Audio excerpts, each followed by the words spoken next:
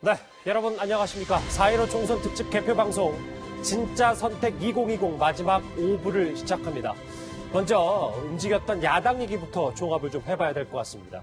어젯밤 미래통합당 황교안 대표가 총선 참패에 책임을 지고 사퇴를 했습니다. 일단 비대위 체제로 전환해서 당 내부 수습부터 진행할 것으로 보이는데요. 첫 소식은 성시훈 기자가 전해드립니다. 황교안 미래통합당 대표가 어젯밤 4.15 총선 패배에 책임을 지고 모든 당직에서 물러났습니다. 서울 종로에서 참패한 데다 더불어민주당의 과반 의석을 내준 데 대한 책임 차원입니다. 모두 대표인 제 불찰이고 제 불민입니다. 모든 책임은 제가 짊어지고 가겠습니다.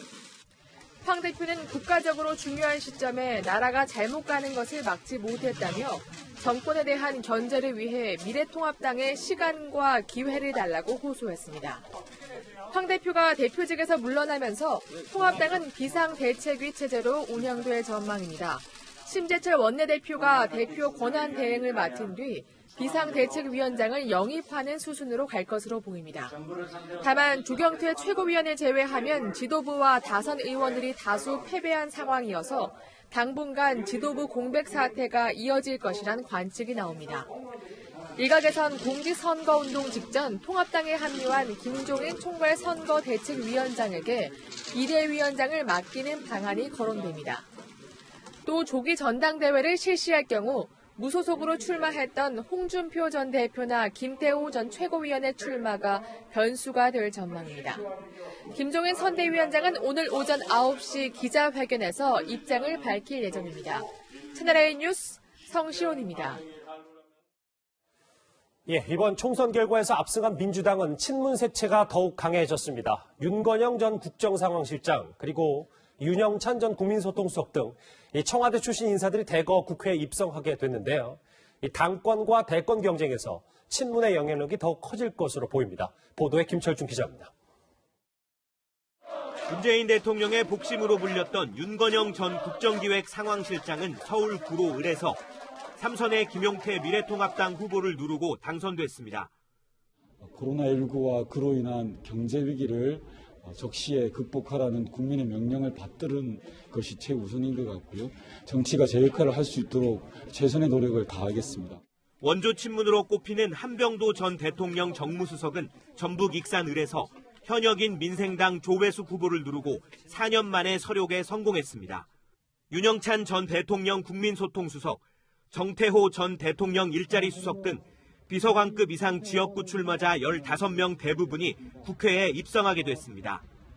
청와대 출신뿐만 아니라 현역 의원 가운데 친문으로 분류되는 전해철, 박범계 후보도 나란히 3선 중진 대열에 합류했습니다. 당내 친문 색채가 뚜렷해짐에 따라 오는 8월 당대표 선거와 내년 하반기 대권 경쟁 구도에서 친문의 영향력은 더 세질 것으로 보입니다. 채널A 뉴스 김철중입니다. 예, 이제 현장을 좀 가볼까요? 개표가 사실상 마무리가 됐습니다. 더불어민주당의 단독 과반 압승으로 정리를 좀 할 수 있겠습니다. 국회에 최수연 기자가 나가 있습니다. 최 기자, 이번 총선 개표 결과를 좀 더 자세히 전해주실까요? 네, 현재 지역구와 비례정당 투표에 대한 개표 작업은 대부분 마무리됐는데요. 더불어민주당과 더불어시민당이 180석에 육박하는 압승을 거두는 것으로 예상됐습니다. 지역구만 놓고 보면 전국 253개 지역구 가운데 민주당이 163석, 통합당이 84석, 정의당이 1석, 무소속이 5석을 얻었습니다. 비례대표 47석을 더하면 민주당과 시민당이 180석, 통합당과 미래한국당이 103석, 정의당이 6석, 국민의당이 3석, 열린민주당이 3석을 얻는다는 결과가 나왔습니다. 특히 민생당은 기대를 걸었던 호남과 비례투표에서마저 1석도 얻지 못하게 됐습니다. 민주당은 영남과 강원을 제외하고는 대부분의 권역에서 압승했는데요. 특히 격전지였던 수도권에서 거의 대부분 승기를 잡은 것이 주요했습니다. 서울에서는 강남권을 제외한 대부분의 지역구에서 이겨서 49석 중 41석을 확보했고 경기도에서도 분당갑과 고양시갑 등 일부 지역만 졌을 뿐 59석 중 51석을 가져갔습니다. 인천에서도 정의령 민주당 후보와 민경욱 통합당 후보, 이정미 정의당 후보의 3파전이 벌어진 연수울에서 승리하며 13석 가운데 11석을 확보했습니다. 역대 최고 투표율을 기록한 사전투표에서 여권의 표가 쏠리면서 승패를 갈랐다는 분석입니다. 그렇군요. 이제 총선이 막 끝났는데 국회는 오늘부터 임시국회가 시작된다면서요? 네, 그렇습니다. 코로나19 추경 처리를 위한 4월 임시국회가 오늘부터 시작될 예정이었는데요. 다만 임시국회 일정이 실제 오늘부터 시작될 수 있을지는 미지수입니다. 당초 오늘부터 시작될 4월 임시국회에서 여야는 코로나19 지원을 위한 긴급재난지원금 논의를 시작할 예정이었습니다. 다만 미래통합당이 이번 총선에서 참패해 당분간 여야 논의가 이루어지지 않을 가능성도 나오는 상황인데요. 우선 민주당은 오늘 오전 선거대책위원회 회의를 열고 총선 결과를 분석하고 긴급재난지원금을 포함한 향후 국회 운영 전략을 논의할 예정입니다. 김종인 통합당 선대위원장은 잠시 뒤인 오전 9시부터 기자회견을 열고 총선 참패에 대한 사과와 함께 향후 당에 대한 입장도 밝힐 것으로 보입니다. 정의당은 오늘 오전 선대위 해단식을 갖습니다. 지금까지 민주당 개표 상황실에서 채널A 뉴스 최소연입니다. 예, 국회 다녀왔고요. 그러면 이번에는 아직 진행되고 있는 비례대표 개표 상황 좀 더 자세히 알아보겠습니다. 정치부 연결합니다. 황아람 기자. 네, 개표 거의 마무리가 됐죠? 네, 그렇습니다. 이 시각 비례대표 개표율은 98%로 곧 개표가 끝나는데요. 48.1cm에 달하는 투표용지 때문에 일일이 수개표를 하다 보니 개표와 검토 시간이 지난 선거 때보다 늘었습니다.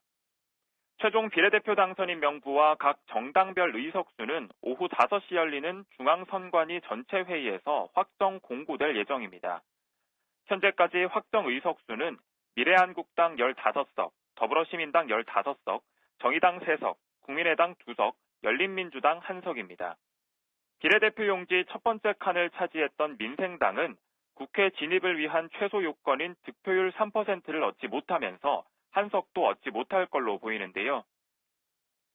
연동형 비례대표를 적용한 최종 예상 의석수는 비례대표 총 47석에서 미래한국당 19석, 더불어시민당 17석, 정의당 5석, 국민의당 3석, 열린민주당 3석으로 점쳐집니다.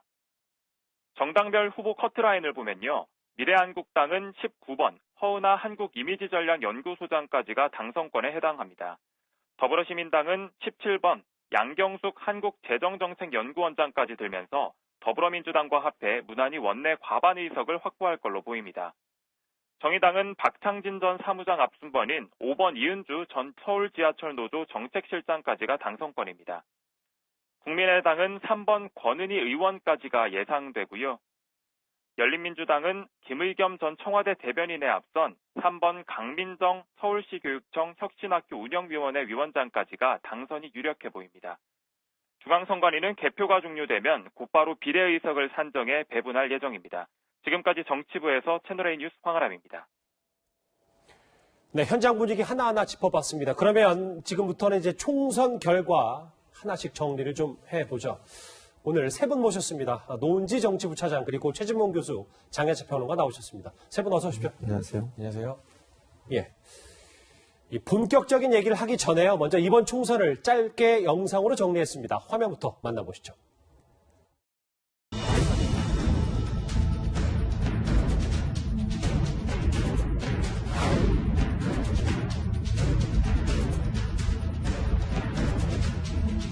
막중한 책임을 온몸으로 느낍니다. 코로나19와 경쟁이 추진하는 국난의 조속한 극복에 본신의 노력을 다하겠습니다.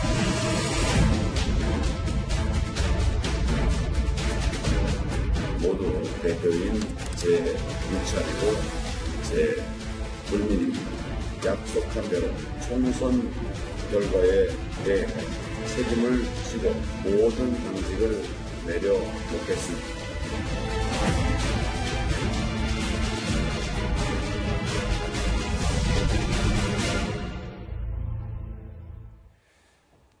예, 민심은 견제나 변화 대신 안정을 택한 것 같습니다. 더불어민주당과 비례정당인 더불어시민당이 단독으로 180석을 확보해서 전례 없는 압승을 거뒀습니다. 먼저 천천히 짚어볼 텐데요. 먼저 노은지 차장. 결국 코로나 국난 극복 메시지가 여당의 메시지가 좀 먹혔다 이렇게 봐도 되는 겁니까? 네, 그렇습니다. 아무래도 좀 안정적인 국정 운영을 원하는 국민들이 많았다 이렇게 볼 수 있을 것 같은데요. 예. 투표율이 높아지면서 야당에서는 정권 심판론에 힘이 실리는 것 같다. 어제 오후에 이런 말들이 나왔었는데 아무래도 국민들이 보기에는 코로나 이제 사태에 대해서 수습하는 국정 운영에 대해서 좀 지지를 하고자 하는 마음이 컸기 때문에 예. 투표율이 높았던 것도 결과적으로는 여당에게 유리한 결과를 낳았다. 이렇게 볼 수 있을 것 같습니다. 애초에는 투표율이 높아서 정권 심판론이 있고 그만큼 관심이 많다 뭐 이렇게 받아들이는 부분도 있었는데 장혜철 평론가님 뭐 이따 면면을 살펴보긴 할 텐데 좀 더 크게 보면 수도권에서 거의 100석 가까이가 민주당이 획득을 했습니다. 그러니까 사실 지난 20대 총선을 보게 되면 그 당시에 이 미래통합당의 전신인 새누리당에서 수도권 35석을 얻었습니다. 그런데 그 35석을 얻은 게 역대 총선에서 이 보수정당 계열이 수도권에서 가장 참패를 당한 기록적인 패배였다고 평가를 받았었는데요. 이번 같은 경우는 거기서 한 발 더 나간 거죠. 미래통합당 같은 경우는 수도권에서 20석도 못 건질 것이 유력해 보이는 상황이고 반면 더불어민주당은 수도권 121석 중에서 100석 이상을 확보하게 될 것이 유력해 보이게 되면서요. 이 수도권의 표심이 결국 전국 선거를 갈랐다고 말을 해야 될 것 같습니다. 이번에 선거의 특징을 보게 되면 보수와 진보가 강하게 결집하면서 지역 구도가 다시 회복되는 모습을 보였어요. 네. 그러나 수도권 같은 경우는 전통적인 보수, 전통적인 진보보다 언제나 캐스팅 보트 역할을 하는 이 중도층, 무당층의 표심이 그 어느 지역보다 중요한 곳인데 그곳에 있어서 외연 확장에 있어서 미래통합당이 선전하지 못하게 되면서 수도권을 일방적으로 빼앗기지 않았나 싶습니다. 일방적으로 수도권이 빼앗겼다. 노은지 차장. 그런데 지금 권역별로 한 번만 더 볼게. 인천 대전이 과거에 대단히 그러니까 민심의 가늠자라고 할 정도로 양분이 돼 있었는데 이번 인천 대전이 확실히 여당 쪽에 다 쏠렸단 말이죠. 네, 그렇습니다. 좀 접전지로 예상이 됐던 지역마저도 다 여권에서 가져가는 이런 결과가 결국 나타났는데 예. 특히 인천 같은 경우에는 막말 논란에 대해서 조금 표심이 좀 민감하게 움직였다 이렇게 볼 수 있을 것 같습니다. 예. 왜냐하면 사실 뭐 인천에서도 그 통합당이 하는 후보가 뭐 인천 총구석 발언이라든지 이렇게 민심을 좀 자극할 만한 발언을 하기도 했었고요. 기억이 나네요. 네, 그리고 일단 이제 끝까지 박빙 승부를 펼쳤던 민경욱 의원 같은 경우에도 사실 막말 논란이 여러 번 있었던 그런 의원입니다. 그렇기 때문에 수도권 이제 유권자들 입장에서는 뭔가 야권에 힘을 실어주려고 해도 막말 논란이 계속 반복되는 상황에서 야권보다는 여권에 조금 국정 운영에 안정감을 주는 이런 쪽으로 선택을 하자 이렇게 막판 표심이 좀 기울었다고 볼 수 있습니다. 인천 연수 의뢰 지금 현재 개표가 다 끝난 상황이 좀 나오고 있는데 노은지 시장 질문 하나 더 하면 뭐 아까 민경욱 의원의 막말 논란도 있었지만 결국 미래통합당에서 공천 과정에서 민경욱 의원이 처음에 민현주 의원으로 갔다가 이런 과정도 매끄럽지 못한 것도 이 패인의 원인이라고 봐도 되는 겁니다. 네, 그렇겠죠. 왜냐하면 민주당 같은 경우에는 후보를 일찌감치 확정을 해서 선거판에서 이제 약간 선거 운동을 할 수 있는 시간을 많이 벌어준 건데 통합당 같은 경우에는 이 지역의 후보가 누가 될지 막판까지 계속 공천을 했다가 번복을 했다가 이런 과정이 반복이 됐었습니다. 그리고 공천 과정에서 경쟁을 했던 당내 후보들 간의 어떤 이제 선관위의 뭐 고발 같은 것들이 이어지기도 했었기 때문에 이 지역구 후보를 누구를 밀어야 하느냐 마지막까지 좀 고심을 할 수밖에 없었던 것 같고 예. 특히 그러다 보니까 이제 실제로 통합당 후보로 나선 민경욱 후보에게 힘이 좀 실리기에는 시간이 부족한 게 아니냐 이런 분석들이 나옵니다. 자, 지금 이제 권역별 특징들을 한번 살펴봤어요. 지금 전국적으로 색깔은 양분되긴 했는데 의석수의 차이는 꽤 납니다. 확연하게. 특히 아까 잠시 저희가 짚어봤던 수도권 같은 경우는요. 특히 서울은 49석의 국회의석 가운데 41석을 집권 여당인 민주당이 가져가게 돼 있고요. 부산, 대구 이렇게 나오고 있습니다. 알겠습니다. 자, 권역별로 대충 큰 그림을 좀 그려봤는데 이번에는 이제 당의 간판들의 면면을 살펴보겠습니다. 21대 총선에서는 무엇보다도 차기 대선 주자로 꼽히는 서울 종로구의 빅매치 이낙연 대 황교안 최대 관심사였는데요. 싱겁게도 승부는 너무 일찍 판가름이 났습니다. 어젯밤 움직임 화면부터 만나보시죠. 막중한 책임을 온몸으로 느낍니다. 부족한 저에게 국회의원의 일을 맡겨주신 종로 구민께 감사드립니다. 종로구 국회의원의 임무를 성심으로 수행하겠습니다. 최선을 다해 애쓰신 황교안 후보의 노고에 경의를 표합니다. 사실 뭐 전국에 있는 뭐 200 몇 개, 250개 지역구 가운데 최 교수님 거의 뭐 일찌감치 좀 판가름이 난 게 종로가 아닌가 싶은데 뭐 나머지 얘기는 좀 차치하더라도 그러면 이제 앞으로 이낙연 당선인 중심으로 집권 여당이 돌아가는 건지 뭐 이것도 좀 봐야 될 것 같아요. 그럴 가능성이 있죠. 당 체제가 이낙연 체제로 갈 가능성이 있다고 보여집니다. 어쨌든 이해찬 총재 같은 경우, 이해찬 대표 같은 경우도 본인이 지금 정기 은퇴를 하겠다고 이미 선언한 상태고요. 원내대표가 5월이면 임기가 끝나기 때문에 전당대회가 이루어질 가능성이 있고 이낙연 의원 중심으로 갈 가능성이 높다 이렇게 보여져요.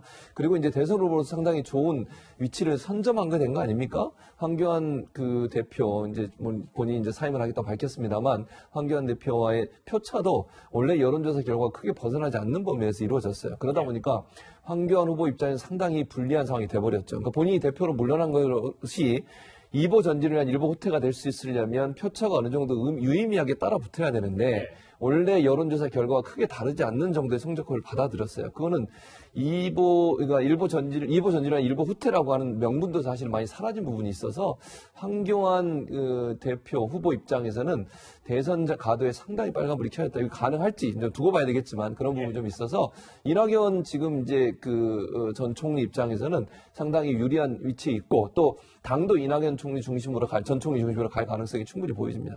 장혜철 변호사님, 저기 화면 보면 글쎄요 거의 대체적으로 여론조사 정도 수준 차이.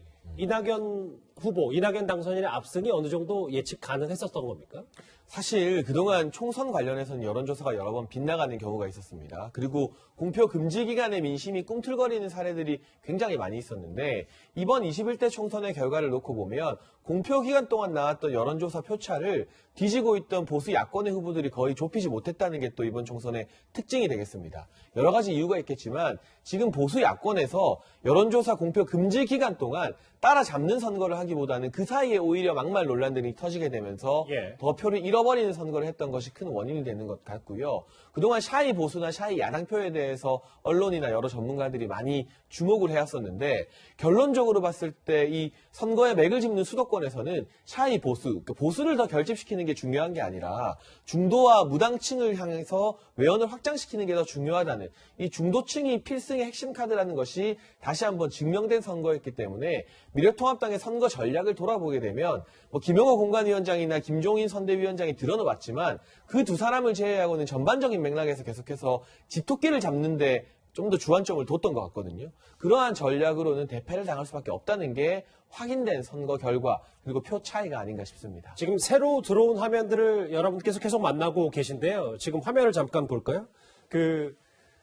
당선증을 받아든 이낙연 당선인의 모습 잠깐 만나보고 왔습니다. 일찌감치 당선증을 받았는데 종로 지역구 이제 의원이 됐습니다. 반면 황교안 대표는요.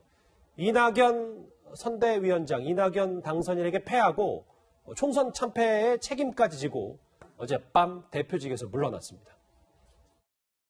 모두 대표인 제 불찬이고 제 불민입니다. 약속한 대로 총선 결과에 대해 책임을 지고 모든 당직을 내려놓겠습니다. 국가와 국민을 위해 저의 역할이 무엇인지 성찰하도록 하겠습니다. 노은주 차장, 어제 개표 결과에서 야당 의직을 쭉 지켜보셨을 텐데 처음에는 황교안 대표가 좀 뚜껑을 좀 열어볼 때까지 기다리겠다라고 했다가 이제 어젯밤 거의 자정 즈음인가요? 그 전에 이제 대표직 사퇴를 결심했습니다. 네, 그렇습니다. 일단은 출구조사 직후에는 계속 자리를 지켰었는데 한 30분 정도 지켜보다가 아무래도 이제 격전지가 늘어나고 좀 밀리는 지역이 많이 이제 눈에 띄면서 자리를 떴습니다. 그리고 이제 기자들에게 전해진 게 10시 50분쯤에 대표가 긴급 기자회견을 하겠다. 그래서 좀 그때부터 취재를 해보니까 사퇴 결심이 굳어졌다 이런 얘기가 나왔었고요. 실제로 도착한 것은 자정이 조금 되기 전 그 시각이었습니다. 아무래도 황 대표 입장에서는 개표 결과를 좀 더 지켜보고 박빙 박빙 지역에서 좀 더 얻을 수도 있지 않을까 이런 기대를 가졌던 것 같은데 예. 특히 사전투표가 개표가 시작이 되면서 많이 좀 이제 민주당이 앞서는 지역이 늘어났었거든요. 그때 당에서 보기에는 사전투표에서 우리가 뒤집기는 쉽지 않아 보인다 이런 보고를 했고 예. 결과적으로 빨리 사퇴하는 게 어떤 본인의 다음 행보를 위해서도 빨리 사퇴하는 게 좋다 이런 판단 때문에 자정 전에 사퇴 기자회견을 한 것으로 알려졌습니다. 예, 그런 분석도 있지만 일각에서는 또 장현철 평론가님 이게 글쎄 뭐 아직 개표가 물론 뭐 승패는 판가름이 낮다고 하더라도 조금 더 황교안 대표가 일찍 사퇴 카드를 던진 거 아니냐라는 또 일종의 해석도 있더라고요. 그렇죠. 사실은 개표가 마무리되기까지 자리를 지키는 게 대표로서 책임을 지는 자세 아니냐는 비판도 분명히 나오고 있습니다. 물론 결과가 아침에 보면 접전지 대부분에서 더불어민주당이 승리하긴 했습니다만 새벽까지 예측할 수 없는 박빙 승부를 보였던 지역구들이 꽤 있었거든요. 예. 그렇다면 이 종합상황실에서 당 대표로서 끝까지 결과를 지켜보는 것을 요구하는 그러한 당원들의 목소리도 분명히 있었을 텐데 너무 일찍 본인의 지역구에서 결과의 윤곽이 드러나면서 전체 선거에 대해서도 너무 일찍 판단을 내리고 떠난 것이 아니냐. 사실 대표직에서 물러나겠다는 기자회견은 언제든지 할 수 있는 것이고요. 그거야 뭐 굳이 저런 결단을 내리지 않더라도 결과가 나오고 나면 기정사실화되어 있는 부분인데 끝까지 물러나는 타이밍마저도 조금 이 미래통합당을 지지했던 사람들의 눈높이와 맞지 않았다. 이런 부분이 또 더해지게 되면서 예. 사실상 미래통합당의 앞으로의 추후 당권도 혼전에 빠지겠지만 황교안이라는 정치인이 다시금 미래통합당에 돌아와서 보수의 어떤 한 축을 맡을 수 있을 것인가. 여기에 대해서 이제는 고개를 갸웃거리는 여론이 조금 더 높아지게 된 것 같습니다. 최 교수님 어떻게 네. 보세요? 그러니까 아까 저희가 그 집권 여당의 승리 요인을 뭐 코로나 대처를 좀 잘했다는 민심의 평가가 있다. 그런데 이제 반면 지금 화면을 만나봤던 황교안 대표를 중심으로 한 미래통합당은 네. 한 2달 전까지만 해도 뭐 과반도 자신한다라는 게 내부 얘기가 있었는데 그렇죠. 결정적인 패는 뭐라고 봐야 돼요? 저는 가장 큰 패는 막말이에요. 막말이 저는 결정적인 패가 됐다고 봐요. 막판에 결국 차명진 후보 그리고 김대우 후보 이런 분들이 결국 막말을 쏟아내면서 세대 비하 발언 그리고 이제 세월호 막말은 정말 이거는 뭐 전 국민적으로 분노를 일으킬 수밖에 없는 내용이에요. 차명진 후보 건요? 예, 그렇죠. 이 건은 제가 볼 때 아주 결정적인 영향을 미쳤다고 봅니다. 수도권의 이 박빙 지역에서 사실은 별 표차 없이 민주당들이 많이 이겼거든요. 그럼 이 표차를 어디서 왔을까요? 중도층에서 왔을 가능성이 있어요. 그것도 젊은 층에서. 그러면 그 젊은 층과 중도층이 어디서 영향을 받았겠습니까? 차명진 후보의 이 막말 때문이에요. 본인은 끝까지 사과도 안 하고 끝까지 본인은 완주하겠다고 하면서 계속 그 얘기를 하고 다녔거든요. 예. 입에 담을 수 없는 얘기를. 그게 얼마나 나쁜 영향을 미쳤겠습니까? 저는 이게 결정적인 영향을 미쳤다고 보고 이것 예외 또 영향을 미친 부분은 일단 공천 과정에서 황교안 대표가 전 대표가 보여줬던 태도들의 문제라고 봐요.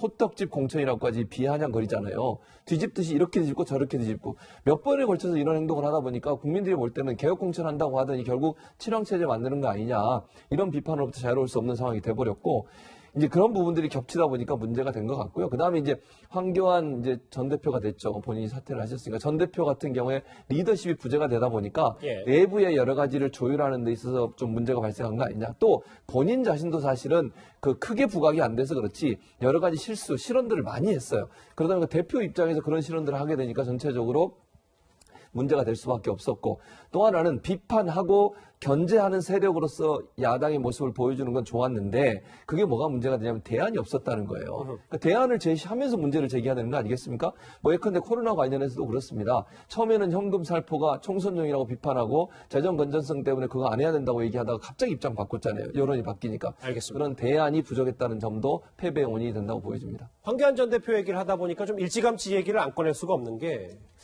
노은지 차장, 지금 무소속으로 돌아온 인물들의 행보도 참 중요할 텐데 무려 4명이 공천에서 컷오프 당하고 무소속으로 생환을 했단 말이죠. 네, 그렇습니다. 무소속이 5명 정도가 지금 유력하게 당선권인데 예. 그중에 4명이 통합당에서 컷오프된 분들입니다. 지금 화면에 나가고 있는데요. 홍준표 전 대표 그리고 김태호 전 경남지사, 윤상현 권성동 의원이 무소속으로 출마를 해서 모두 당선이 돼서 돌아왔습니다. 일단 뭐 당권 주자 2명도 보이고 뭐 윤상현 권성동 의원 같은 경우에는 아무래도 다시 무소속에서 통합당으로 복당이 된다면 원내대표도 노려볼 만한 그런 중진 의원들인데요. 예. 특히 좀 약간 이제 신경을 통합당이 써야 될 만한 부분은 공천 과정에서 배제가 됐던 후보를 굳이 이제 당 지지자들이 그 통합당의 후보가 아닌 무소속을 미뤄졌다는 점에 있어서는 공천 과정이 제대로 된 것인지에 대한 반성도 조금 필요해 보이고 예. 특히 인천에서의 윤상현 의원 같은 경우에는 거기 안상수 의원이 이제 좀 돌려막기식으로 공천이 됐었는데 안상수 의원이 여기 이제 3파전 구도 속에서 오히려 그 윤상현 무소속 후보와 민주당 남영희 후보가 접전을 벌였고요. 안상수 후보는 아예 3등으로 밀려나 있는 상황이었거든요. 예. 그렇기 때문에 당 후보의 경쟁력, 뭐 이기는 공천을 하겠다 이런 슬로건을 내걸고 공천 과정을 진행했었는데 결과적으로 무소속들이 이렇게 대거 살아 돌아오는 것들은 컷오프 과정에 있어서 어떤 문제가 있지 않았냐 이런 말들이 많이 나오고 있습니다. 그리고요, 이 승리의 구원투수로 여겨지던 통합당 김종인 선대위원장도 이번 선거에선 그리 힘을 쓰지 못한 것 같습니다. 어제 저녁 당 상황실도 들르지 않았는데요. 잠시 뒤 9시에 있을 기자회견에서 어떤 입장을 밝힐지도 궁금합니다. 제가 금년 나이가 80살입니다. 왜 내가 이 선거에 뛰어들었느냐? 이 나라의 장래가 너무나 한심해 보이는 겁니다. 어저께로도 내 임무는 다 끝났으니까 더 이상 그런 공식적인 자리에는 내 안 나타나려고 그래. 30여 분 뒤면 김종인 위원장의 기자회견, 긴급 기자회견이 예정돼 있습니다. 장혜철 평론가님. 뭐 이따 연결도 저희가 현장을 해보고 그때도 좀 얘기를 좀 더 깊게 해보겠지만 일단 내 임무는 끝났다라고 분명히 김종인 위원장이 언급을 했었거든요, 어제. 그런데 저는 이번 선거 패배의 탓을 이 미래통합당의 김종인 위원장에게 지우기는 좀 힘들다고 봐요. 대부분의 어떤 정치 기자들이나 전문가들이 동의하는 바로는 김종인 위원장이 있었기 때문에 그나마 이 정도 결과라도 얻었다라고 판단을 하는 것 같습니다. 예. 그런데 김종인 위원장 어제 투표하고 무슨 말 했냐면 미래통합당에 일당 무리가 없다고 했어요. 그런데 결과는 처참하지 않습니까? 어떤 기자회견을 할지 모르겠지만 제 개인적으로 예상해 본다면 본인 스스로도 선대위원장으로서 한계를 느끼고 책임감을 지겠다. 이런 식의 멘트가 나올 것 같지. 여기 이 상황에서 본인이 이 위기를 직접 수습하겠다, 뭐 비대위원장이 되겠다라는 말을 하기에는 시기가 빨라도 너무 빠른 것 같고요. 보수가 지금 이렇게 또 기록적인 참패를 당한 가장 큰 원인 중 하나가 탄핵 이후에 한 번도 제대로 된 반성을 안 했다는 것 아니겠습니까? 그런데 참패가 하고 나서 지금 하루도 지나지 않아서 만약 김종인 위원장이 반성보다는 내가 수습하겠다고 나서게 된다면 이 불난집에 기름 붓는 격으로 악화된 여론을 더욱더 키울 수 있는 것이기 때문에 선거 패배에 대한 책임을 지겠다는 정도의 메시지가 나오지 않을까 개인적으로 예상해 볼 수 있을 것 같고요. 이 책임에 있어서 이제 아마 보수 진영 내부에서도 과연 왜 이렇게 대패를 하게 됐는가에 대해서 성찰하게 될 겁니다.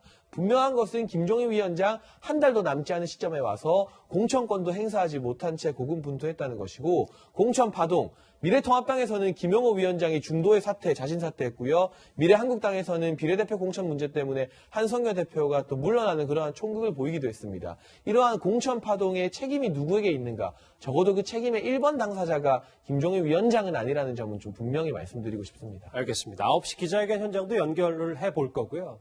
자, 첫 번째 이슈로는 이낙연, 황교안, 김종인 선거에서 가장 주목받았던 세 인물을 차례로 하나하나 살펴봤습니다. 그리고 이번에는 이 얘기를 해볼게요. 사상 처음으로 도입된 준연동형 비례대표제인데요. 투표용지가 길기 때문에 하나하나 손으로 분류를 해서 오늘 오전까지, 아침까지 개표 작업이 진행되고 있습니다.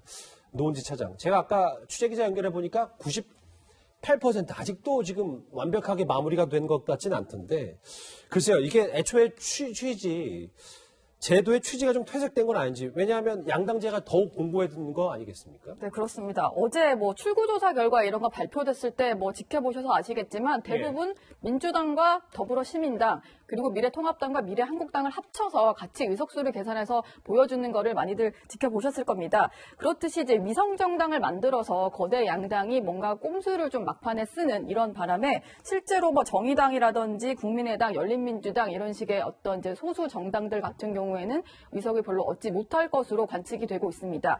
사실은 뭐 이러려고 만든 게 아니었죠. 준연동형 비례대표제가 되는 과정에서도 여러 가지 우여곡절이 있었지만 어쨌든 간에 국민들의 어떤 표심은 내용을 좀 약간 제대로 반영을 해보자 이런 취지에서 도입이 된 거였는데 거대 양당들이 이제 자매 정당을 만들어서 동시에 선거 운동을 하고 선거전 내내 뭔가 같이 운동을 하기도 하고 선거법의 경계를 넘나드는 이런 식의 선거 운동을 하면서 네. 결과적으로는 상당히 의미가 퇴색이 됐고 그 지난번 2016년 총선보다도 거대 양당 지금 이제 민주당이 압승을 했습니다만 어쨌든 양당 체제가 더 공고해졌다 이렇게 볼 수밖에 없습니다. 글쎄요, 지금이 오전 8시 29분인데 지금까지도 이 비례대표 개표가 이어지고 있습니다.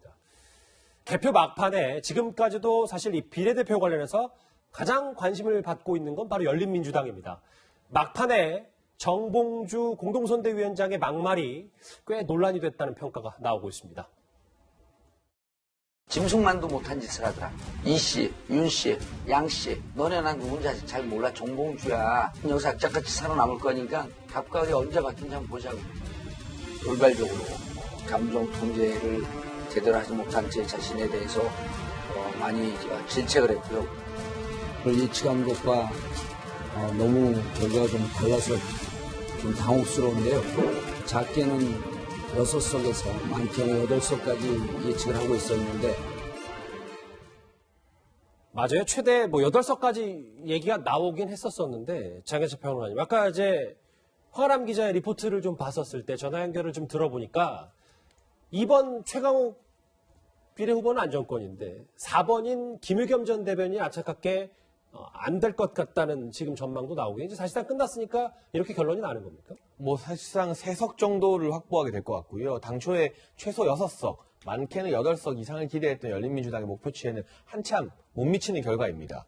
정봉주 위원장의 저 발언이 왜 논란이 되느냐, 저는 결정적인 영향을 끼친 거라고 보는데 저 발언의 과격성이 문제인 것이 아니라요. 열린민주당의 전략은 지역구에서 더불어민주당 투표하는 사람들이 비례투표에서 더불어시민당 대신 열린민주당을 선택하게 하는 것이 전략이었습니다. 그렇다면 더불어시민당에서 아무리 선을 그어도 우리는 어차피 한 식구라는 것을 계속해서 보여줬어야 되는데 정봉주 선대위원장의 돌출 발언으로 인해서 열린민주당과 더불어민주당 사이의 어떤 갈등 관계가 고스란히 표출이 된 거죠. 예. 이 장면을 보고 나서 더불어민주당을 지지하는 범여권 유권자들이 열린민주당을 지지하지 못하는 그런 결정을 하게 됐을 것으로 봤고요. 전체 선거 구도에서도 보수 진보 또 지역적으로도 영남과 호남이 결집하는 선거였기 때문에 그 외에 여당과 제1야당을 제외한 나머지 정당들에게 갈 수 있는 표가 상당히 줄어든 선거였다는 점도 열린민주당에는 이번에 악재였던 것인데 지금 같은 의석수를 더불어민주당이 더불어시민당과 만들었기 때문에 그리고 향후 더불어민주당의 당권이 만약에 이낙연 당선인을 위주로 해서 재편이 된다면 이낙연 당선인이 기존에 보여왔던 여러 가지 발언들 중도 보수층까지 아우르려는 그러한 발언들을 미루어 생각해 봤을 때 열린민주당과 당장 통합을 하거나 열린민주당의 의원들을 더불어민주당으로 받아주는 일은 글쎄요 당분간은 선을 긋지 않을까 계속해서 좀 다른 한 지붕 두 가족 내지는 반개의 식구로 놔두지 않을까 하는 전망을 더 해볼 수 있을 것 같습니다. 그러니까 장혜철 변호사님 말씀은 지금 2석 정도밖에 없기 때문에 애초에는 선거 기간 내내 운동 기간 내내 효자니 서자니 DNA 논쟁도 있었지만 일단은 바로 쉽게 편입이 되거나 흡수되지는 않을 것이다. 이런 말씀이시죠. 보통 이 집 밖에 나간 효자를 다시 집으로 드러내려면요. 집안이 좀 기울어야 됩니다. 그래야 이 바깥에 있는 손길도 필요해지는 건데 지금 더불어민주당, 더불어시민당 결과만 보면 굳이 바깥에 나가 있는 효자, 서자, DNA 검사할 필요가 없는 거예요. 장난만 데리고도 집안을 잘 건사할 수 있는 그러한 분위기가 확실히 굳어졌기 때문에 여러 논란을 일으키고 특히나 중도층 표심의 이탈을 우려시킬 수 있는 열린민주당과의 당장의 통합이나 화학적 결합은 어렵지 않을까 싶습니다. 잠시 뒤에 저희가 당선인들의 면면을 이제 당선 소감 발표를 듣고 하나하나 짚어볼 거거든요. 그 전에 짧게 최 교수님 하나만 여쭤볼게요.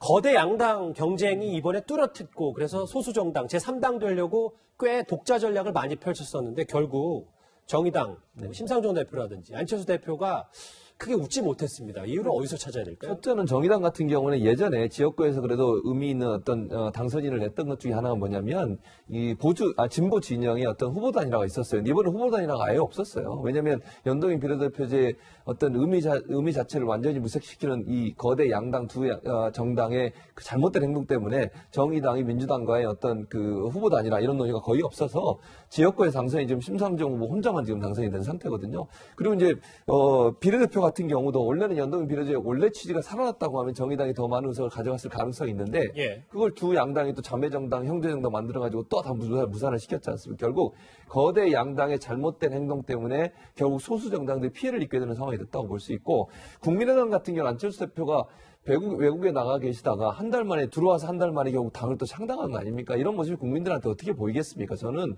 이게 정말 진정성 있는 정치인의 모습일까? 총선 때 되니까 당 만들어서 또 비례대표 당선시키겠다 이런 의도로 보일 가능성이 충분히 있었기 때문에 저는 예전에 안철수 지금 이제 대표죠. 안철수 대표의 그런 인기 또 뭐 인지도 이런 면들이 지금 작동하기는 한계가 있었다. 그래서 결국 이런 성적 투표를 받아들였다고 보여집니다. 안철수 대표의 화면도 봤고요. 심상정 대표도 본인은 일단 지역구에서 살아 돌아오긴 했지만 정의당의 상황이 앞으로의 상황이 만만치 않아 보입니다. 저희가 총선 결과 큰 그림들을 한번 살펴봤고요.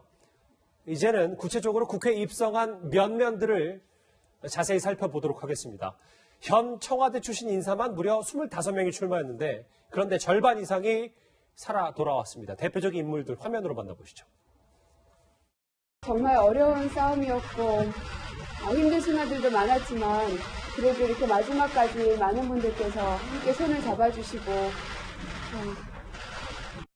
코로나19와 그로 인한 경제 위기를 극복하라는 국민의 명령으로 받들고 정치가 무엇을 할지 정치가 제 역할을 할 수 있도록 혼신의 노력을 다하겠습니다. 노은지 씨랑 모든 분들이요. 이번 253개 지역구 가운데 어디가 제일 관심이냐 했을 때 사실 광진을이라고 했었잖아요. 이 고민정, 오세훈 이 맞대결. 근데 원래 여론조사 출구조사 결과에서는 뭐 거의 이제 경합으로 나왔었는데 5.5% 차이, 그래도 좀 차이가 뭐 적진 않았습니다. 네, 그렇습니다. 거기가 사실은 이제 민주당의 좀 텃밭으로 분류가 됐던 곳이고, 예. 추미애 법무부 장관이 이제 다선을 했던 그런 지역입니다. 그럼에도 불구하고 오세훈 후보가 뭐 통합당 후보로서는 좀 선전을 했다고 볼 수 있을 텐데, 접전지로 분류를 하고 통합당에서도 상당히 주의 깊게 지켜봤지만, 결과적으로는 고민정 후보가 당선이 됐습니다. 예. 아무래도 이런 점이 조금 영향을 미쳤을 것 같은데, 고민정 후보를 돕기 위해서 민주당 지도부가 상당히 많이 출동을 했었거든요. 그렇죠. 특히 임종석 전 대통령 비서실장도 가서 이제 지원 유세를 했었고, 당 지도부가 가장 많이 간 서울 그 지역구 중에 하나가 광진을이 아닐까 싶을 정도로 예. 고민정을 당선시키기 위해서 많은 사람들이 지원 유세에 나서면서 막판에 힘이 좀 실렸다고 볼 수 있습니다. 화면을 잠깐 준비가 됐나요? 예, 광진을 뭐 윤건영, 고민정, 이 구로을 뭐 나왔는데 지지율이래요. 득표율이 준비가 됐습니까? 아직 안 됐나요? 아직 안 됐군요.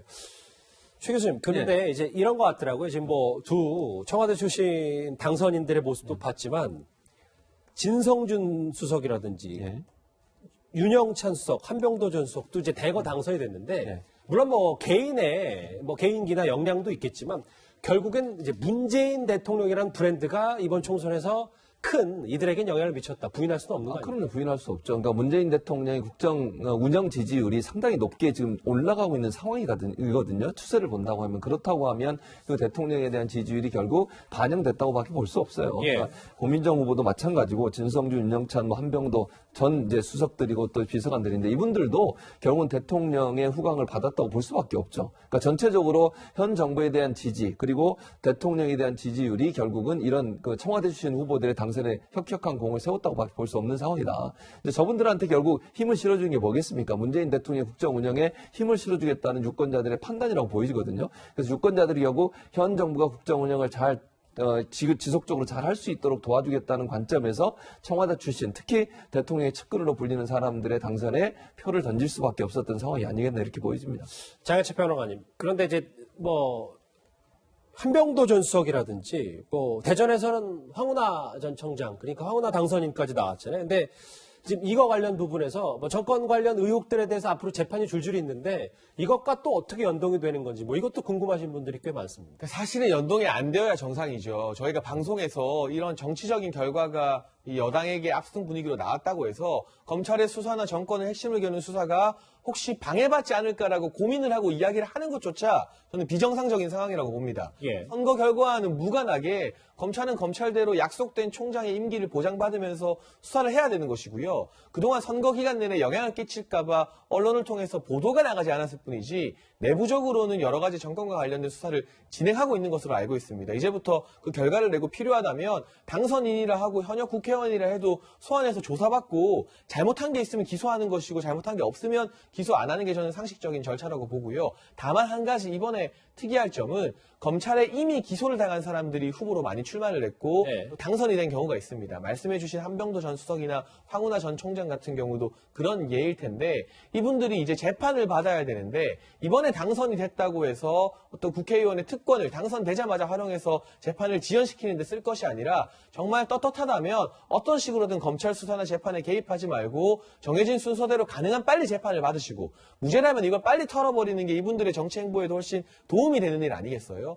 만약에 여당이 이번에 압승 분위기를 맹점으로 삼아서 기점으로 삼아서 검찰의 앞으로의 진행될 수사에 방해하는 모습, 또 검찰을 압박하는 모습을 보인다면 저는 이 여론이 또 언제 돌아설지 모른다고 판단하기 때문에 그런 부분에 대해서는 여당이 또 정부가 훨씬 더 건조한 태도로 검찰의 독립성을 인정하는 방향으로 나아가야 한다고 생각합니다. 새로 들어온 영상들 지금 황운하 당선인의 모습 대전에서 승전보를 황운하 이 당선인의 모습도 화면으로 쭉 만나봤고요. 친문 핵심들 그러니까 청와대 출신들이 일단 선거에서 다 승리해서 돌아오면서 이 당내에서도 어떤 분위기가 될지도 좀 궁금해집니다.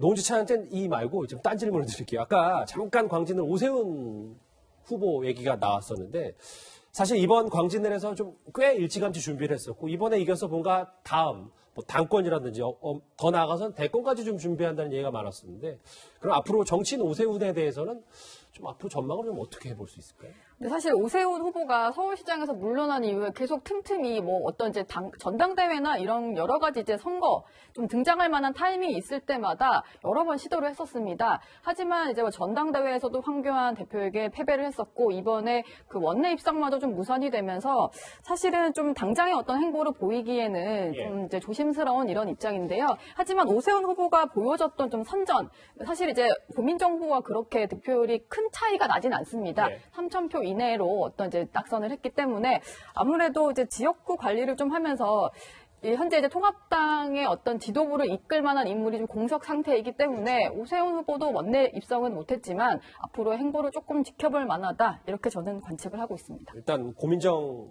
당선인에게는 패한 오세훈 전 시장이기 때문에요. 최 교수님, 다시 여당 얘기로 오구 정리를 좀 해볼게요.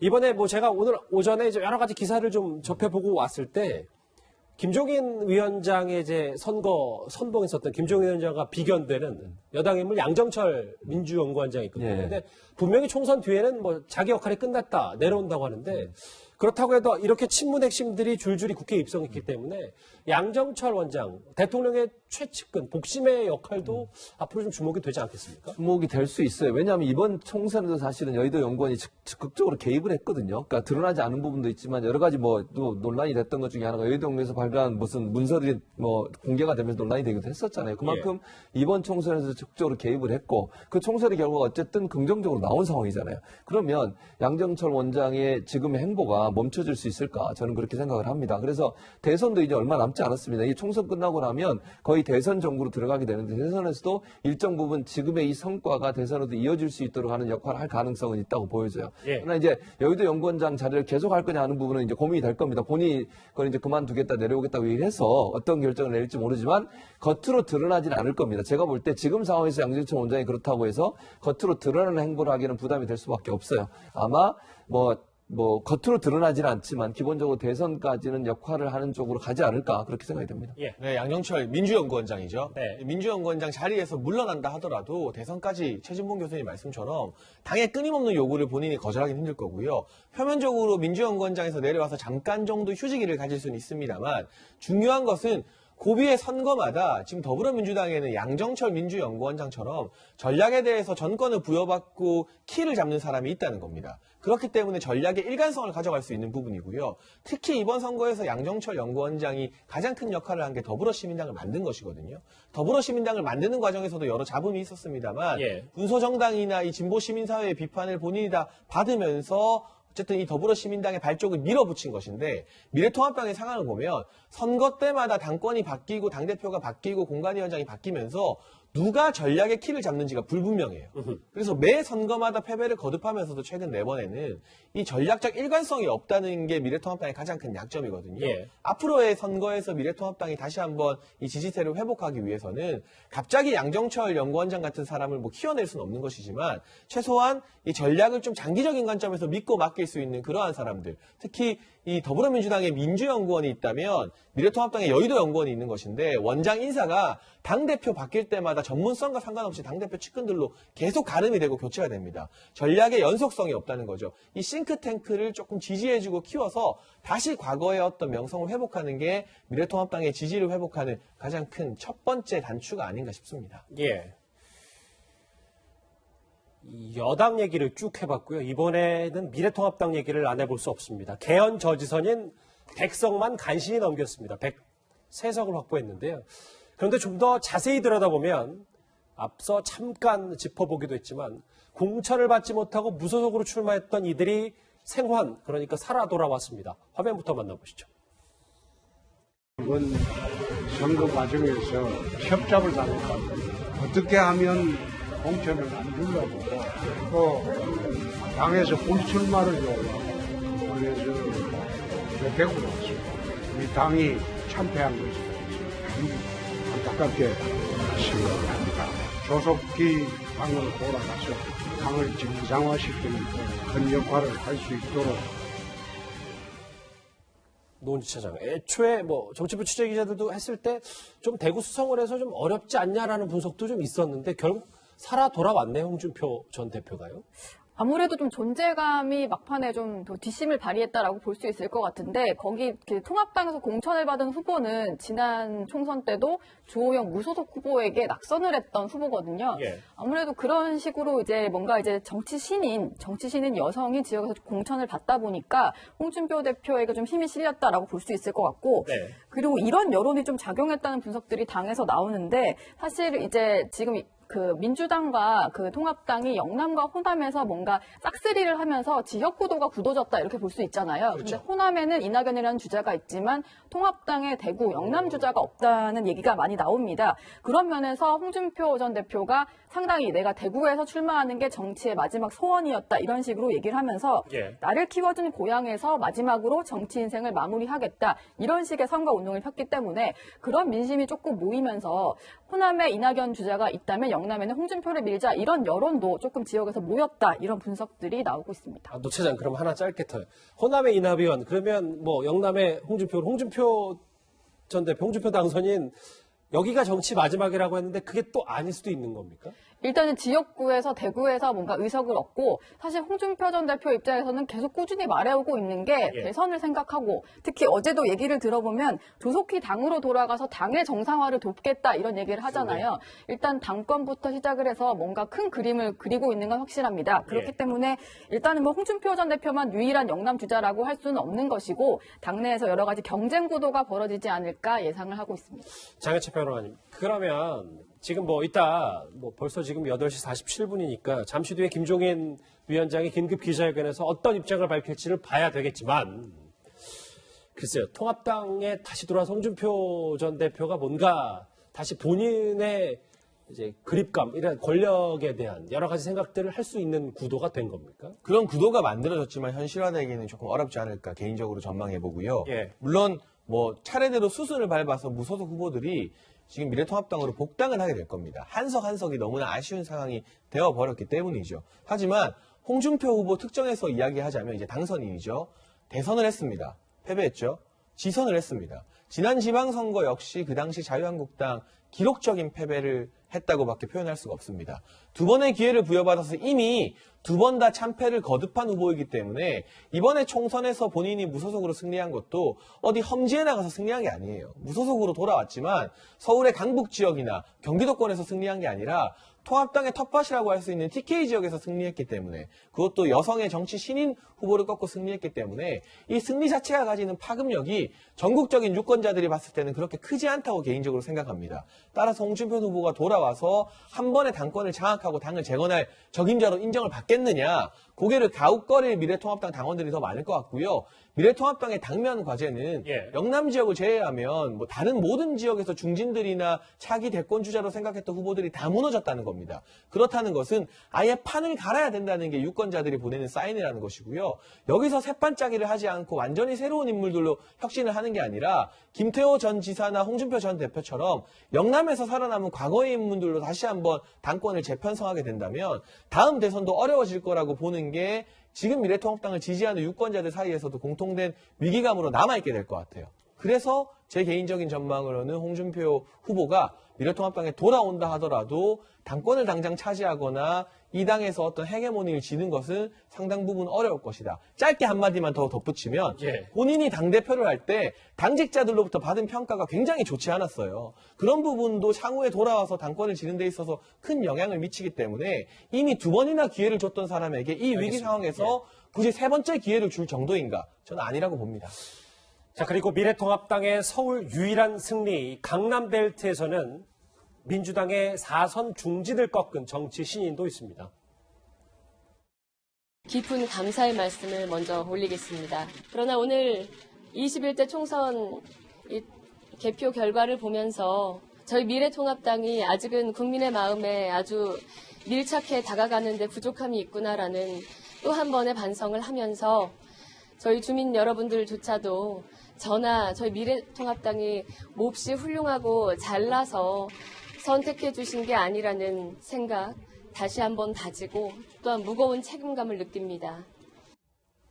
무거운 책임감을 느낀다. 사실 서울 거의 뭐 전멸하다시피 한 미래통합당에서 최 교수님, 뭐 강남벨트, 뭐 소초 강남은 물론 뭐 살아 돌아왔습니다만 배현진 후보가 출구조사 때부터 꽤 경쟁력 있는 행보를 보였었거든요. 그랬었죠. 그러니까 사선 의원인 그 최재성 후보 같은 경우에 경쟁력이 있는 후보임에도 불구하고 배현진 후보가 많은 부분 앞섰어요. 그리고 이게 리턴 매치거든요. 2년 전에 사실 그 2018년 6월에 재보궐선거에서 두 사람이 경쟁을 했고 거기서 최재성 후보가 당선이 되면서 배현진 후보가 결국 이제 낙선을 했었었죠. 그 당시에는. 근데 그 당시에 누가 영입을 했나? 홍준표 전 대표가 영입한 인재예요. 그 당시에. 그러니까 재보궐선거를 앞두고 2018년 6월에 홍준표 전 대표가 당시 대표였죠.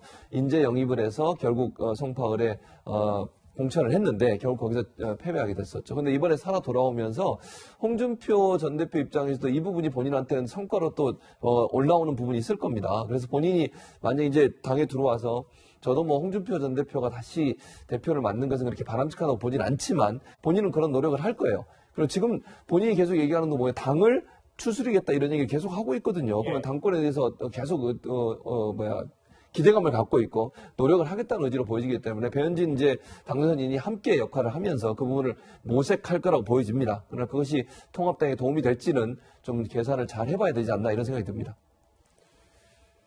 그리고 바로 주변이죠. 서울 강남구 갑에서는요. 미래통합당 태구민 당선인이 결국 국회에 입성하게 됐습니다. 탈북자 출신으로는 처음으로 국회의원 배지를 달게 됐습니다.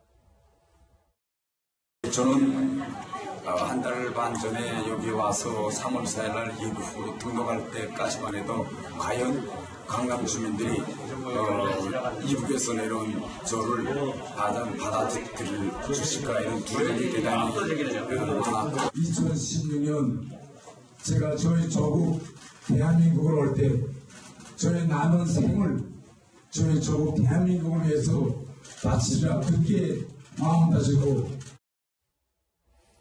화면에는 잡히지 않았는데 일부에서는 또 애국가를 부를 때 눈시를 붉히고 한 태구민 당선인인데요. 이 물론 이 강남벨트 얘기도 해보겠지만 장혜차 변호사님, 결국 이 탈북자 출신의 첫 국회 입성이라는 게 좀 의미가 남다르지 않겠습니까? 네, 사실 지역구 첫 입성이죠. 비례대표 의원은 이전에도 있었고요. 그렇죠. 그런데 비례대표로 탈북자 정체성을 띠고 국회에 입성하게 되면 탈북과 관련된 이슈들, 탈북자 인권이나 또 북한 관련된 이슈에 집중하면 됩니다.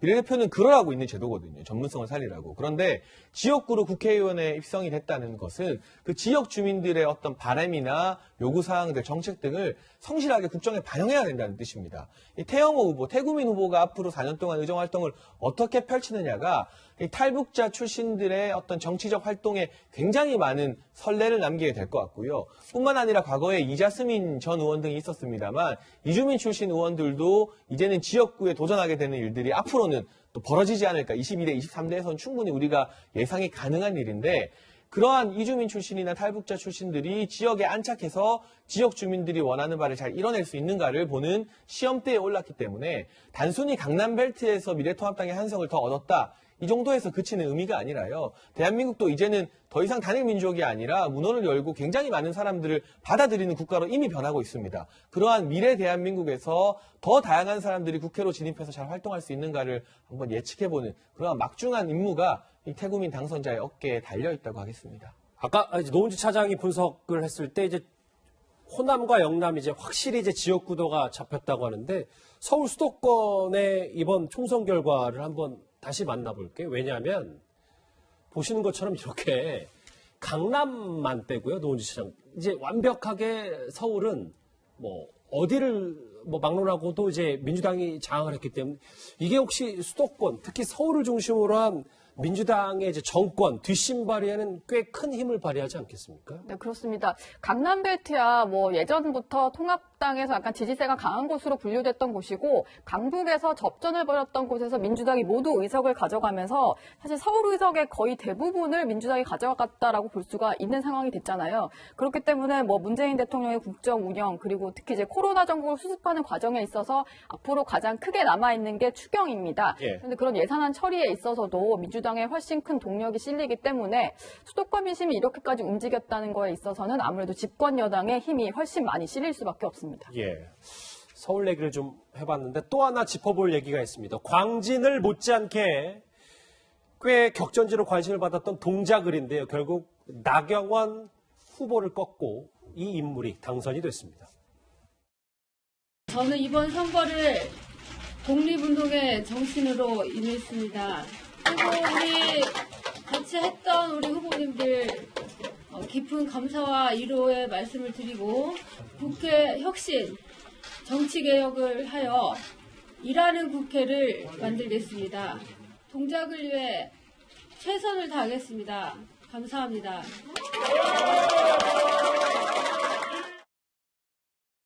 동작을 얘기를 지금 나눠볼 텐데 그 전에 잠시만요. 지금 8시 56분이고요. 약 2분여 뒤면, 3분여 뒤면 김종인 선대위원장이 직접 이 선거 결과 그리고 앞으로의 여러 본인의 거취에 대해서 입장을 밝힐 것으로 보입니다. 잠시 뒤에 다시 국회 미래통합당 연결해서 한번 목소리를 들어보겠습니다.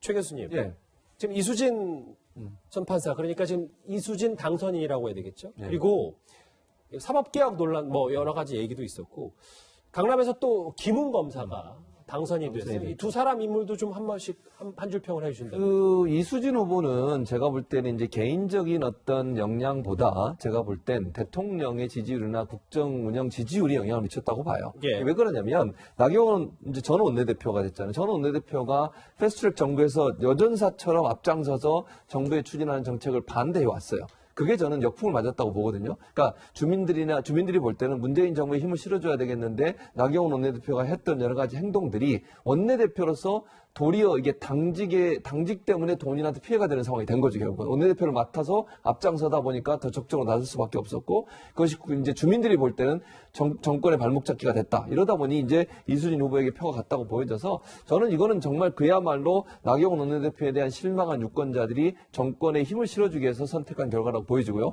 김웅 검사 같은 경우에는 이제 검찰 개혁에 대해서 여러 가지 이제 논란이 있을 때 검찰에게 반발해서 사표를 낸 검사로 유명하잖아요. 또 이분이 쓴 검사 내전인가요? 예, 그 책이 엄청나게 유명한 책이고, 뭐, 그거는 진보 보수를 떠나서 다 좋아하는 책으로 알려주고 있더라고요. 그러다 보니까, 김웅 검사가 갖고 있는 어떤, 뭐랄까요, 소신? 이런 부분들이 일정 부분, 주민들한테, 어필이 됐고, 그것이 주민들의 지지를 받는데 도움을 받았지 않았나, 이런 생각이 듭니다. 김웅 검사, 김웅 전 검사, 김웅 당선인은 마지막까지도 개표가 좀 늦어져서요. 제가 2시간 전에 이제 거의 당선 유력하다는 소식을 전에 듣고 제 방송에 들어왔거든요. 장혜철 변호사님, 김웅 검사, 김웅 전 검사, 법조계 인물들이 이제 국회에 입성하게 되면서 다시 또 이제 결국은 이번 총선에서 최대 이슈 가운데 하나였던 조국 전 장관과 윤석열 총장 얘기도 하지 않아 볼 수가 없는 게, 윤 총장이 어제 투표를 하면서 또다시 주변 법조인들과 본인 이제 검찰 내부인들과 식사를 하면서 정치적 중립을 다시 한번 강조를 했어요. 네, 사실 선거 결과에 연연하지 않고 본인은 그대로 원칙을 지키면서 할 수사하겠다. 그게 여권에 불리할 수도 있고요. 일부 수사는. 야권에 불리할 수도 있는데 개의치 않겠다는 소신을 드러낸 것 같고, 지금 이번 선거 결과로 사실 윤석열 총장이 받게 될 정치적 압력의 수위가 상당히 높아질 겁니다. 예. 그러나 윤석열 총장이 지금까지 보여준 행보로는 본인이 스스로 물러나는 일은 없을 것 같고요. 여러 가지 수사를 그대로 진행을 하게 될 것 같은데, 이번에 김웅 전 검사가 당선이 되면서 윤석열 총장 입장에서는 힘이 실리는 거 아니냐는 관측도 나올 수 있지만, 반대로 조국 전 장관과 가깝다고 알려진 남양주의 김용민 당선인, 주강덕 전 의원을 꺾었죠. 그리고 조국 퀴즈라는 말까지 언론에서 붙었던 김남국 당선인 같은 경우도 안산에서 당선이 됐습니다. 그렇죠. 이러한 당선인들은 아마 거세게, 또 최강욱 후보 같은 경우도 열린민주당 비례 후보로 당선이 확실시되고 있잖아요. 예. 이러한 후보 당선인들은 거세게 윤석열 총장을 밀어붙이고 압박하게 될 것 같은데, 예. 저는 선거 결과에 따라 검찰총장의 거취가 결정되는 것은 대단히 불행한 일이라고 생각을 하고요. 그렇게 되면 나중에 또 다른 선거 결과가 나왔을 때 선거 이기면 사법부 다 바꿀 수 있는 겁니까? 그렇지 않거든요. 삼권 분립의 원칙을 이긴 쪽에서 더 존중할 필요가 있다. 국민들이 이번에 여당에게 힘을 실어주는 쪽, 특히나 코로나19와 같은 재난 상황에서 안정을 선택했지만, 그렇다 하더라도 이 나라를 마음대로 좌우하라는 뜻이 아닌 것이고, 3분의 1 이상의 대표자가 여전히 이 여당을 견제하고 있습니다. 삼권 분립의 원칙을 지키지 않는다면 또 다른 역풍이 불어올지 모른다는 점을 이긴 쪽에서 더 엄중하게 명심해야 될 것 같습니다. 김웅 당선인 그리고 이수진 당선인 얘기까지 하나하나 법조계 얘기, 검찰 얘기 해봤는데요. 바로 그럼 현장을 먼저 미리 연결을 좀 해 놓을까요? 그래서 지금 시간이 9시가 갓 넘었기 때문에 김정인 위원장이 어떤 입장을 밝힐지도 한번 해보겠습니다. 노은지 차장. 사실 어제 내 임무는 다 끝났다. 사실 어제 저녁에 당 상황실에서 김정인 위원장이 모습을 보이지 않았었잖아요. 그 이후로는 특별한 메시지가 없었죠. 네, 그렇습니다.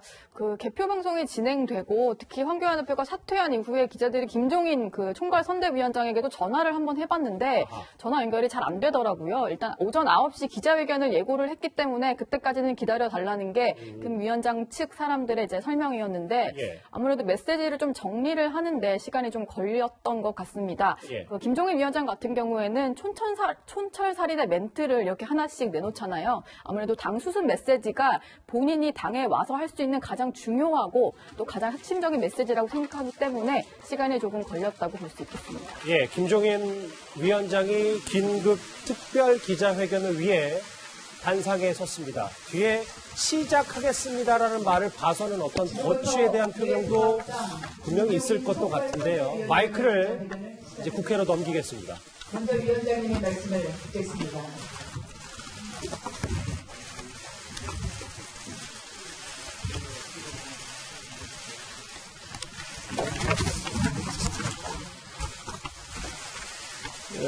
존경하는 국민 여러분, 수고하셨습니다. 솔직히 아쉽지만 꼭 필요한 만큼이라도 표를 주신 것에 대해서 감사를 드립니다. 정부와 여당을 견제할 작은 힘이나마 남겨드렸습니다. 야당도 변화하라는 명령으로 받아들일 것입니다. 국민 여러분의 지지를 얻기에 통합당의 변화가 모자랐다는 걸 인정합니다. 자세도 갖추지 못한 정당을 지지해달라고 요청한 것 매우 송구스럽게 생각합니다. 이번 총선에서 드러난 국민의 마음을 잘 새겨서 야당도 변화하지 않을 수 없을 것입니다. 저는 문재인 정부가 나라를 옳지 않은 길로 끌고 가고 있다고 봅니다. 하지만 어쩌겠습니까? 국민이 이 정부를 도우라고 요구한 만큼 야당도 그 뜻을 따를 겁니다. 대통령에게도 당부합니다. 코로나 경제 위기는 정부가 최대한 선제적으로 과감하게 재정을 투입해야만 극복할 수가 있습니다. 전례 없는 위기를 극복하기 위해 야당의 지적과 요구에도 귀 기울이기 바랍니다. 국민 여러분, 아무리 부족하고 미워도 나라의 앞날을 위해 야당은 살려드셔야 합니다. 부탁드립니다. 지난 20일간 성원해 주신 것은 마음에 간직하겠습니다. 감사합니다. 이어서 언론인 여러분들과의 질의응답 시간을 갖겠습니다. 질문하신 분께서는 손을 들어주시고 소속사와 성함을 밝힌 후에 질문해 주시기 바랍니다.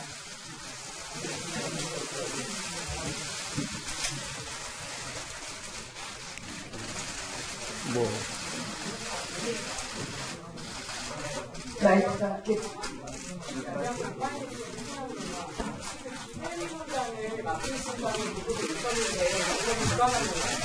잘은 안 들려요, 마이크를 비대위원장을 맡으신다는 얘기가 있는데 무슨 비대위 얘기가 벌써 나와요? 뭐 나는 그런 얘기 들어본 적이 없어요. 위원장이 거치는 이 시간의 끝으로 이제 결과 없다고 봐야 되는 건가요? 아니 내가 여기 올 때부터 분명하게 말씀을 드렸는데 선거하는 데까지가 내가 할 수 있는 임무라고 생각을 하고 선거가 끝나면은 막 깨끗이 내가 일상의 생활로 돌아간다고 얘기를 했어요. 네, 또 질문 있으신가요?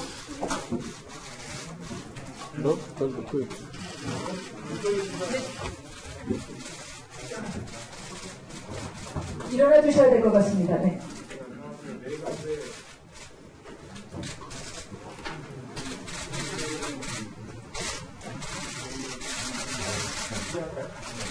내일경제 국제화이라고 합니다. 혹시 이거 처음 시작하실 때 한국에서 긍정적으로 보셨었는데 오늘 결과를 듣고 어떻게 상세를 의식했는지 무슨 얘기하는 거죠? 처음 시작은 상태를 긍정적으로 보셨는데 지금 결과를 보고 많이 놀라시는 점이 뭐 그렇게 내가 크게 놀라지는 않고 있어요.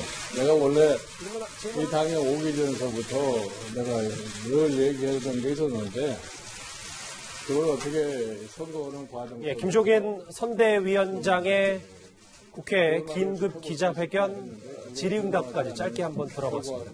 간단하게 논지처럼 정리를 좀 해볼게요. 변화가 모자랐고 자세도 부족했다. 문재인 정권의 실정에 대해서는 꼭 언급하고 싶었다고 하면서도 결국 마지막 김종인 위원장은 본인의 비대위원장 얘기에 대해서는 확실히 선을 그었습니다. 네, 그렇습니다. 아무래도 지금 본인이 맡은 역할은 공동 총괄 선대위원장입니다. 그렇기 때문에 선거 참패에 대해서 뭔가 책임을 지고 물러나는 모습은 보여야 하는 그런 상황인 거고요. 지난 2016년 총선 때도 한번 돌이켜보면 대표가 이제 물러난 자리에는 사실 원내대표 권한대행 체제로 뭔가 원내 인사들끼리 당을 수습하는 모습을 많이 보여왔기 때문에 여기서 김종인 위원장의 역할이 끝난다고 저는 생각하지 않고요. 일단 당내에서도 당을 수습할 사람이 당을 수습할 원로 어른이 없다 이런 말들이 나오기 때문에 그렇죠. 김 위원장이 일단은 뭐 비대위에 대해서는 들은 말이 없다라고 하고 있지만 어쨌든 견제할 작은 힘을 남겨줘서 감사드린다. 야당에 대해서 야당을 살려야 한다고 마지막 당부를 하고 그런 메시지가 끝으로 나왔습니다. 그렇기 때문에 비대위가 꾸려진다면 김 위원장이 충분히 등판할 가능성이 남아있다고 보여집니다. 여전히 가능성은 남아있다. 알겠습니다. 김종인 선대위원장의 긴급 기자회견까지 정리를 해봤습니다.